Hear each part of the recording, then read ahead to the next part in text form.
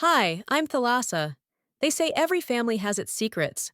Mine wears them like Sunday clothes, pressed, spotless, and full of lies. The first time I realized something was off about my family, I was 9. My sister Isolde had broken my favorite porcelain horse. When I ran to tell Mom, she looked me in the eye and said, "Don't start drama, Thalassa. She didn't mean it." That was the day I learned that meaning well excused everything, including betrayal. Years later, I would sit in front of a bank manager and watch him shift uncomfortably as he explained that my savings account, my entire future, had been drained. Withdrawn in increments over several months, he explained. Wire transfers? To retail accounts. High-end fashion, mostly. My throat went dry. Are you sure there hasn't been a mistake? He tilted his screen toward me. The name was there, crystal clear.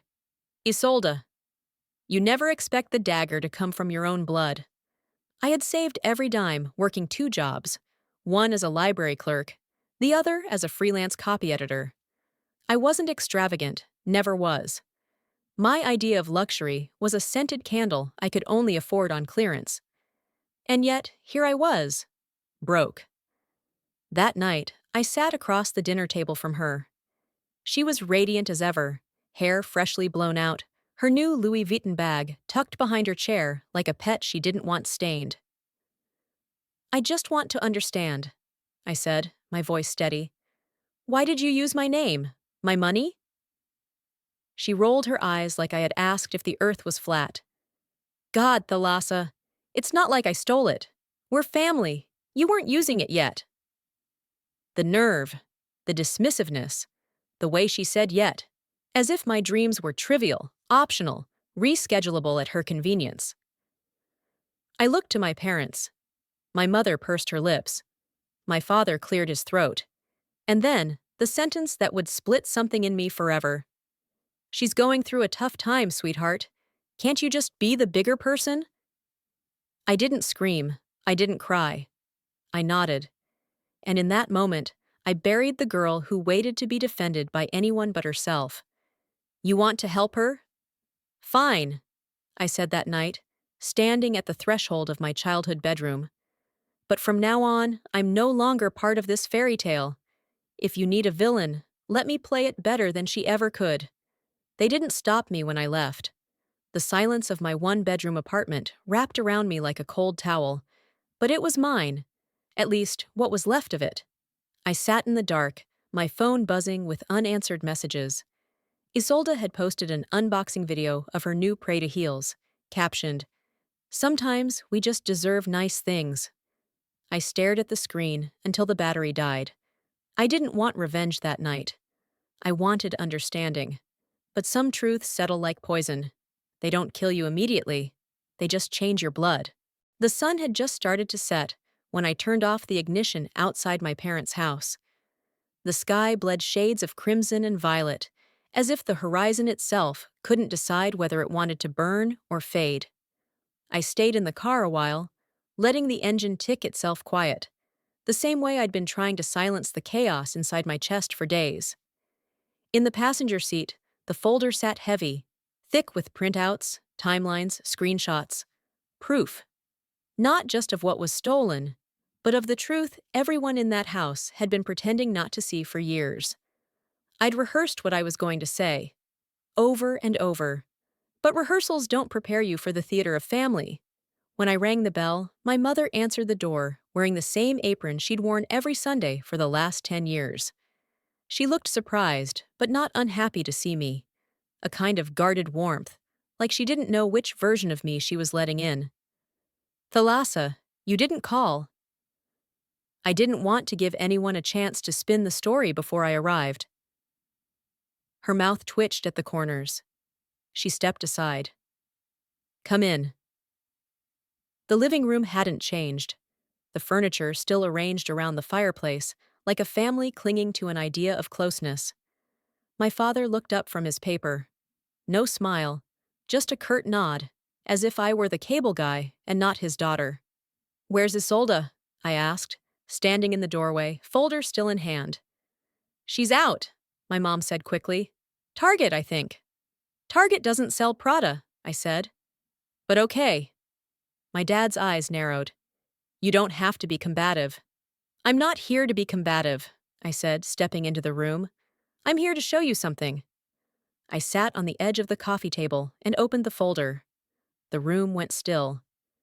This, I said, spreading out the first few pages, is a list of the withdrawals from my savings account. This one is a copy of the wire transfers. Note the destination: luxury retailers, private shopping events. Here's a screenshot of Isolde tagging herself at a Chanel VIP event 2 days after the largest transfer. My mother stared at the documents like they were written in another language. She told us you gave her permission, she said finally, that you were investing in her business idea. She doesn't have a business idea, I said, keeping my voice even. She has a Pinterest board and a closet full of stolen dreams. Dad exhaled.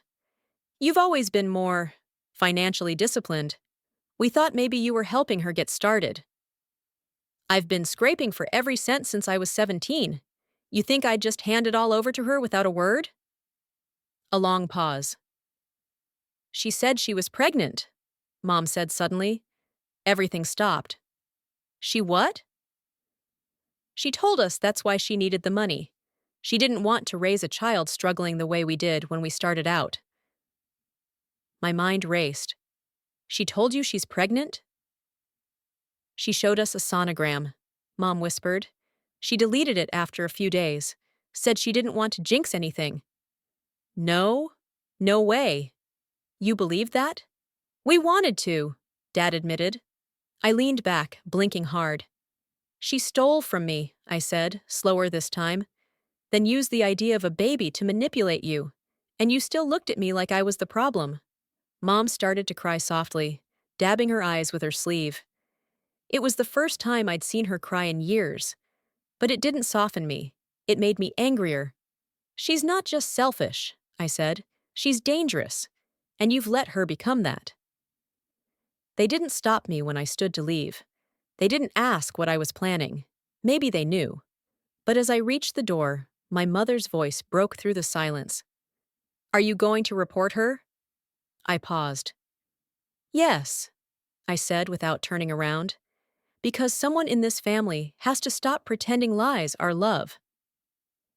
That night, I met Eva, my lawyer, at a downtown bar that doubled as her after-hours office. The place was dim, the kind of low-key that attracted truth-seekers and liars in equal measure. She slid me a bourbon and nodded. I ran the records, she said. Everything checks out. We can build a case. Theft, fraud, possibly a civil suit for damages. And if she's actually pregnant? I asked. Eva didn't flinch. Then we let her explain to a judge why motherhood requires identity theft. I let out a sharp breath that was almost a laugh. You're good at this. I'm good at helping women who've been lied to by people who claim to love them. Later that week, a friend sent me a screenshot of Isolde's latest story. She was at a beach resort in Tulum. Captioned, Baby mooning with my best girls, our self-care Dr. Miracle Chapin. I stared at the screen, and for the first time since this started, I didn't feel rage. I felt confirmation that I wasn't crazy, that truth doesn't need to scream. It just needs to be persistent. Would you report someone if the whole world was cheering for their lie? 2 days after I initiated the legal process, the storm came. Not the lawsuit, not even the lawyers. No, this one arrived wrapped in noise, shame, and plastic smiles. It started with a phone call from my Aunt Rita, the one relative who always liked to play Switzerland in family disputes. Thalassa, honey, she began, voice syrupy with forced concern. I just wanted to check on you. I heard you're doing something drastic? Drastic. That's what they were calling it now. I leaned against the counter, staring at the mug in my hand. Cold coffee. What exactly did she tell you? She said you're suing her, Rita whispered, as if the walls might listen in. And you're trying to get her arrested. She committed identity theft. She drained my bank account, and she's lying about being pregnant. There was a pause, then a sharp inhale. She what? She's not pregnant, Rita. There is no baby, just a lie wrapped in designer shoes. The silence on the other end lasted so long, I thought the line dropped. Then Rita said quietly, "She sent me a baby registry." I laughed, a low, bitter sound that barely made it out of my chest. Of course she did. That night, Eva called. "Get ready," she said. "Your sister just retained a lawyer. His name's Martin Dyer. High-profile civil defense. Expensive. And very, very aggressive." Where is she getting the money? She listed a crowdfunding page, said it's for legal defense against a jealous sibling trying to ruin her life. The room spun. I pulled up the page while Eva stayed on the line. There it was. Glossy, curated, with a cover photo of Isolde looking tearful, a photoshopped baby bump barely visible under a flowing dress. "My sister is trying to destroy my future and my child's. Please help me defend our right to safety and privacy." $11,273 raised in 2 days. I scrolled through the comments. "Stay strong, Isolde. Families can be the most toxic." "She's just bitter you found happiness." "Sending love and prayers to your baby boy." It wasn't just a lie. It was a well-fed one. "I'll issue a takedown," Eva said. "It misrepresents facts under active litigation. But this is going to get uglier. She's going public, and public opinion is a tide." "Let her go public," I said. "That means she's not hiding. That means she'll make mistakes." The next day, I walked into the bank with Eva and a subpoena. We were there for the account history Isolde had used in my name, but the bank manager had something unexpected waiting. "There was a secondary account linked to the transfers," he said, pulling up the file. "Funds were moved there before being spent." Eva leaned forward. "Whose name is on that account?" He turned the screen. My stomach dropped. It wasn't Isolde's name. It was my mother's. Later that evening, back at my apartment, I stood staring out my window while Eva sat stiff on the couch, reading over documents again. "Do you think she knew?" I asked, my voice barely audible. Eva didn't look up. "She signed the bank forms. Maybe she thought it was helping. Maybe she didn't ask questions." "She said she didn't know anything. She cried." "She may have believed she was helping her daughter," Eva said, "but now she's an accomplice." My legs went weak. I sat down hard on the edge of my bed.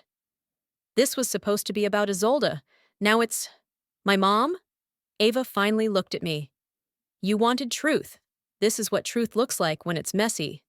The next day, I confronted her. I didn't yell. I didn't bring documents. I just stood at her door and asked one question. "Did you know?" She stared at me for a long moment, then nodded. A small, devastated motion. "I didn't think it would go that far. She said she needed a temporary line to apply for maternity insurance, that you had agreed. I just signed. She promised she'd pay it back." She lied. "I know that now. But you signed." "I thought I was helping her." "You weren't. You were helping her destroy me." She looked down. "I was trying to protect my child." I let out a breath. "You picked the wrong one. What would you do if justice meant tearing apart the last threads of your family?" There's something about betrayal that makes the world feel colder, like you're walking through glass without realizing you've already started bleeding. After I left my parents' house, I didn't drive home. I drove to an old park my dad used to take me to when I was a kid. It had this little bridge over a dry creek, and I used to believe that if I stood on it long enough, the world would stop spinning. It didn't. I sat there until nightfall, letting the wind tangle my hair and the silence fill in all the places my mother's signature had just emptied. She knew. She signed. And then she looked me in the eye and let me believe I was imagining it all. The next morning, Eva was waiting in my apartment lobby before I'd even put on coffee. She wore her trench coat like armor and carried a leather binder that looked like it had been through a war. "We need to talk," she said, following me into the elevator. I poured coffee while she opened the binder on my kitchen table. "She's not just lying," Eva said. "She's laundering." I blinked. "What?" "She's routing the stolen money through other accounts. personal PayPal, Venmo, even Zelle. Then she's marking the transactions as gifts or reimbursements. That crowdfunding page? She's mixing it into the stream so it looks like community donations. She's laundering my savings through donations. Exactly. That's what Martin Dyer is going to argue. That the money was consensual, a gift between sisters. The public funding, evidence of community support. Her defense is going to be built on the illusion of generosity. I didn't give her a damn thing, I said. I know, but perception doesn't care about the truth until you force it to.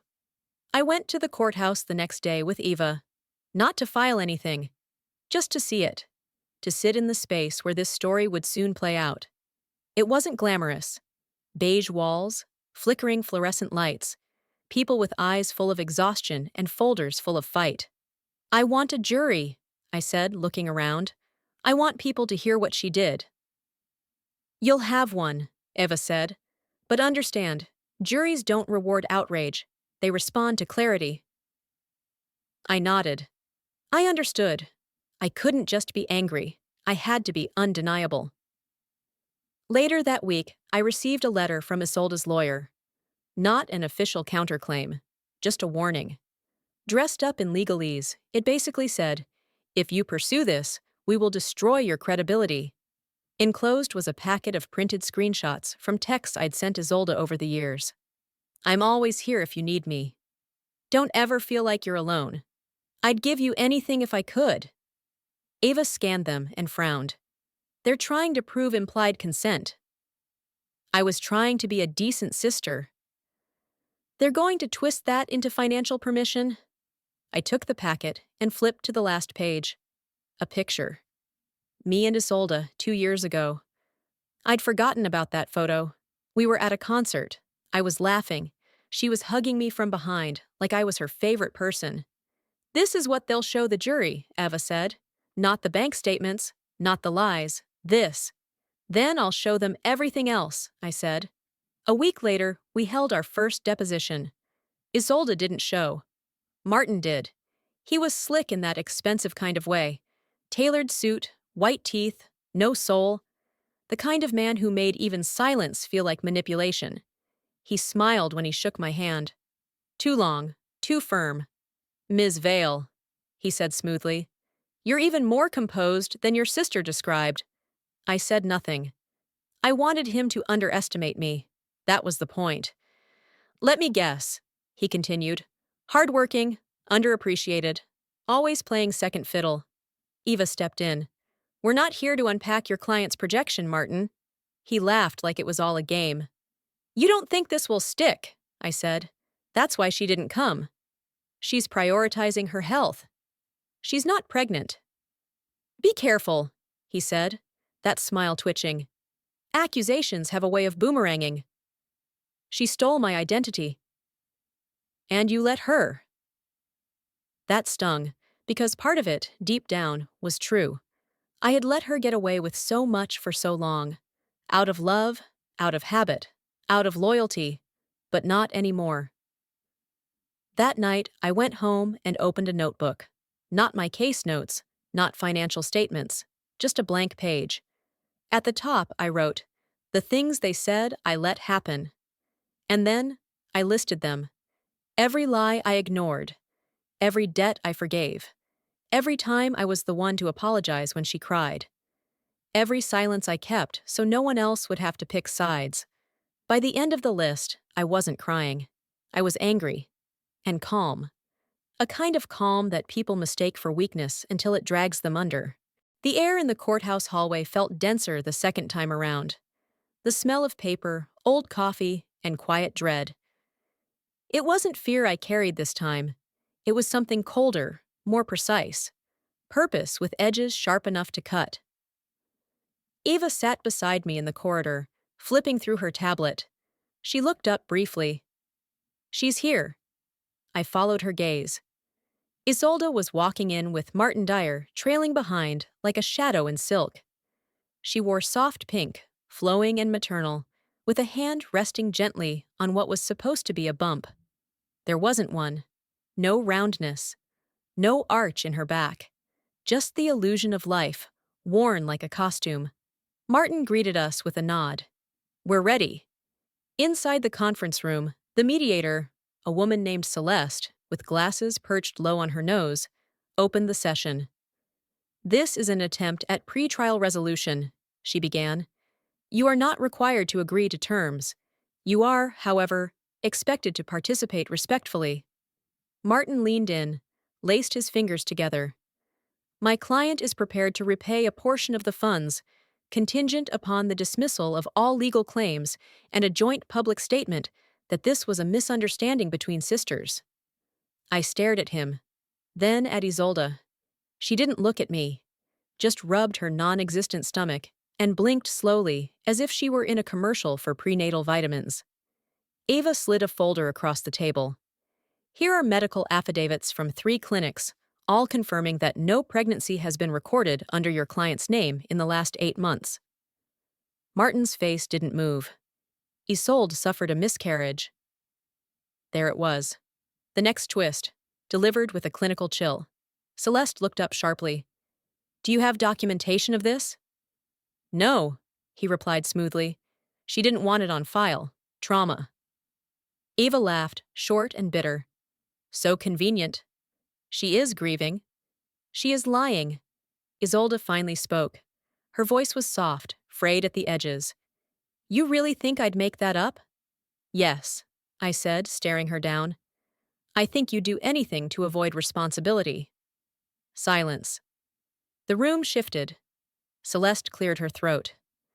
Unless either party has new material evidence, I recommend this mediation end. I have something, I said. Eva raised a brow. I reached into my folder and pulled out a printout. It's a photo, I said, sliding it to Celeste. A sonogram, the one she sent my mother. Celeste examined it. This looks fake. It is. It's a stock image from a maternity blog. I traced the metadata. The original belongs to a 2019 article titled First Trimester Basics. Isolde's composure cracked for half a second. Her fingers twitched. Martin adjusted his tie. This mediation is over, Ava said, standing. Celeste nodded. Outside, the sky had turned gray again. Isolde walked past me toward the exit, her pace quickened, but I caught her shoulder just enough to make her pause. You used our mother, I said. You humiliated her. She wanted to believe, she whispered. She needed to. You weaponized that. Isolde turned, eyes gleaming not with tears, but fury. I needed someone, she hissed. And you were always the one who had it together. You were the one they trusted, the one who never got blamed. You want to talk about betrayal? Try living your whole life in someone else's shadow. I stepped back. This isn't about shadows, it's about theft. You didn't want justice. You wanted a stage. Then I walked away, letting the weight of her excuses fall behind me like broken glass. Have you ever had to prove someone was lying, just to protect your own truth? The courthouse felt colder this time. Not just the marble or the AC set too low, but the air between me and the people who used to be my family. We were on opposite sides of the room, and not just in seating. Isolde sat flanked by Martin and a junior associate I hadn't seen before. She wore all white, as if branding herself innocence incarnate. I didn't flinch. I was done playing into her theater.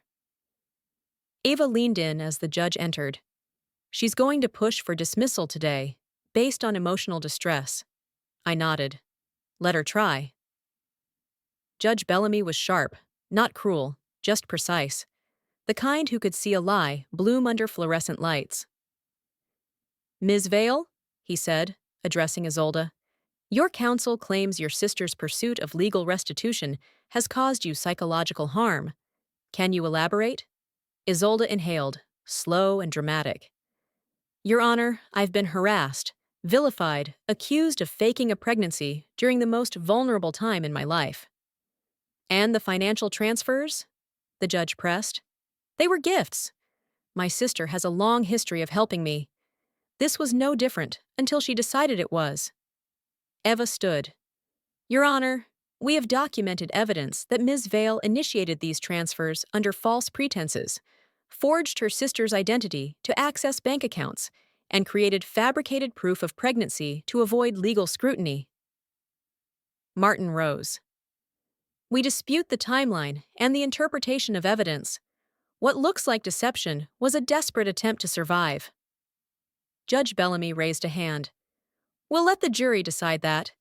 Ms. Vale, is there anything else you'd like to add? Isolde hesitated. Then, with a quiver that looked too practiced, she said, I have an audio recording. I'd like to play it. The courtroom shifted. It played through the speakers, my voice from years ago. If you're ever in real trouble, and I mean life or death trouble, I'd give you anything. You're my sister. I closed my eyes for a second.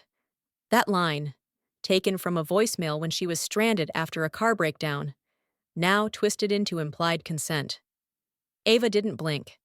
That was 3 years ago and completely out of context. But it didn't matter. I could already feel the air shifting. Words, once rooted in love, now poisoned by manipulation. At recess, I stood in the corridor, facing the vending machines. Eva beside me, arms crossed. She's banking on emotion, Eva said, not law. She's winning people with the version of me she always wanted to exist. A pause. You okay? She asked. No, I said. But I'm ready. Back in session, Eva made her move.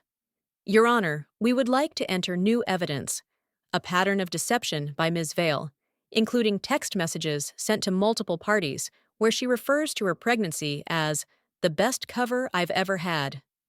Martin objected, but the judge allowed it. The texts appeared on the screen. One to a friend. As long as they think I'm pregnant, no one's going to jail. Not me, anyway. Gasps. The jury shifted. Martin's composure cracked. Isolde turned pale. Ava continued, Your Honor, this isn't a family dispute. This is a calculated fraud. After court, as people shuffled out, Martin brushed past us.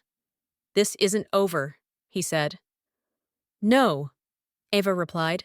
It's just unraveling. The day of the verdict began with rain, thin, steady, and unapologetic. I took it as a good sign. Rain doesn't care who it soaks. It just falls, evenly, relentlessly, cleansing everything. The courthouse steps were slick. Reporters lingered outside now. Not many. Just enough to make me feel like someone else's headline. I ignored the cameras. I wasn't here for anyone's closure but my own. Inside, the courtroom buzzed. Martin sat stiff, lips a straight line. Isolde, however, looked composed. Eerily so. Her hair pinned perfectly. Her makeup light, intentional. She wore pale blue, like she was attending a christening instead of the conclusion of her fraud case. Ava didn't say much. She just handed me a tissue as we sat. Not because you'll cry, she said, but because you've already bled enough. The jury filed in, and with them came the weight of consequence. Have you reached a verdict? The judge asked. The forewoman, a woman in her 60s, with the kind of face that had seen 1,000 truths, stood. We have, Your Honor. Every second stretched like fabric about to rip. In the matter of Thalassa Rowe versus Isolde Vale, we find the defendant. Liable. Liable. The air didn't explode. There were no gasps. Just silence, deep and swallowing. Like everyone knew something irreversible had just occurred. Martin exhaled. Isolde didn't blink. Not even a twitch. Her poker face had become second nature. But I saw it. The faintest shift in her jaw. The way her hands curled under the table. Rage. Or maybe fear. And for damages? The judge asked. The forewoman cleared her throat. Full repayment of $27,042 plus punitive damages totaling $55,000. I didn't move. Couldn't. It wasn't about the money anymore. Outside, Eva hugged me. The kind of hug that's not celebratory, but restorative. You didn't just win, she said. You reclaimed your name. I don't feel lighter. You will. Justice delays healing, but it never denies it. I stood still, the rain dotting my blazer. Around us, people cleared. Cameras clicked. Somewhere, Isolde's lawyer was already drafting a statement. She passed me on the sidewalk. Alone. No entourage. No makeup this time. You happy now? She spat. No, I said, meeting her gaze. But I'm free. She opened her mouth to speak, but no sound came out. Instead, she just stared. For the first time, maybe, realizing I wasn't going to be her shadow anymore. Weeks later, the dust hadn't settled. But I had. My parents hadn't called. I didn't expect them to. I heard from a cousin that my mother was taking it hard. I wondered if she meant the guilt or the press. Maybe both. I didn't celebrate. I didn't throw the money at anything flashy. I reopened a savings account. I bought a decent used car. I lit a candle in my apartment that smelled like cedar and cinnamon. Something new. And I wrote, not to publish, just to purge. I wrote letters I wouldn't send. Notes to myself. A list titled, Things I Reclaimed. My name, my credit, my spine, my silence, my voice. One letter I did send. To my younger self. Dear me, you were never too dramatic, never too much, never wrong to want respect. Love doesn't mean silence. And trust? Trust is earned, not assigned by blood. One night, months later, I sat at a bar with Eva. She looked at me over her whiskey. Would you do it again? She asked. I didn't answer right away. I just stared into the glass, thinking of all the nights I'd cried on a cold couch, of every voicemail that twisted love into shame. Then I nodded. Yeah, I'd do it sooner. Looking back, I didn't just fight for my bank account. I fought to remind myself that love without respect is just quiet erosion. It's easy to say family is everything, but what matters more is the kind of person you let yourself become when loyalty is tested. Boundaries aren't betrayal, they're protection. And healing doesn't mean going back. Sometimes it means building something stronger from what survived. So let me ask you, have you ever had to stand up to someone you were told you had to love, even when it hurt? If this story spoke to your heart, leave a comment and tell me where you're watching from, or share what part hit home for you. If it didn't land, tell me why. I'm here to listen too. And hey, if you want more stories that peel back the surface and show what real strength looks like, don't forget to subscribe. It's just one click, but it means the world to voices like mine trying to speak up.